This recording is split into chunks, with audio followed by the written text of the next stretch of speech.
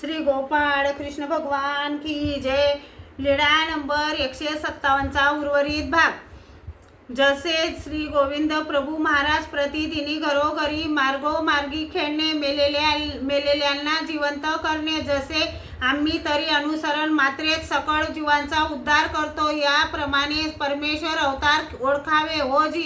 यावर माईन भट्टांनी विचारले, जी एक अवतार दुसऱ्या अवताराचे गुरुतत्व स्वीकारतात असे काही आहे? सर्वज्ञांनी सांगितले, बरोबर आहे भट्टो। परमेश्वरू स्वयं ज्ञान शक्ती स्वीकारिती का मायापुराते आदि करोनी स्वीकारिती, वेदोनी बोधिती का बोधोनी वेदिती? यावर माईन भट्टांनी विचारले, जी जीवाला देवतेपासून अथवा जीवांपासून बोध होतो का? सर्वज्ञांनी सांगितले, भट्टो, जीवासी बोधू आणि बोध शक्ती ते येथोनीची की गा? म्हणून देवतेपासून बोध होत नाही, परंतु अधिकरणाते अधिकरोनी परमेश्वरूची उद्धरिती।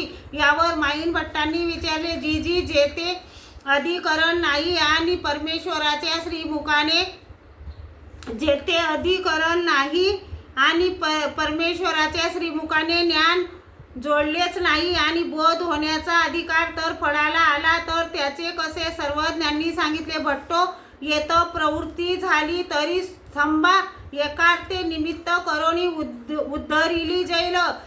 येत प्रवृत्ती झाली तरी स्तंभा एकाते निमित्त करोनी बोली जाईल। बाई देव बाबांच्या मताने ही दोन्ही वचने बाईसांना पूजा वसरा काळी सांगितली। यावर माईन भट्टांनी विचारले, जी परमेश्वराचे ज्ञान जोडून घ्यावे अशी उद्भवमती जीवांच्या ठिकाणी नाही तर मग जीवास ज्ञानाचा अधिकार कसा काय जोडला जातो? सर्वज्ञांनी सांगितले, भट्टो, तुम्ही म्हणता ते तसेच आहे, परंतु आद्यती दैव मध्ये पुरुषू। माईन भट्टांनी विचारले, जी जीवास ज्ञान देण्याचा आधी परमेश्वराचा व्यापार कसा आहे? सर्वज्ञांनी सांगितले, अयोग्याते योग्य करीती, योग्याशी परमेश्वरू ज्ञान देती, परंतु कोणी व्यसन एक जीव उद्धरती, ते हेची व्यसन।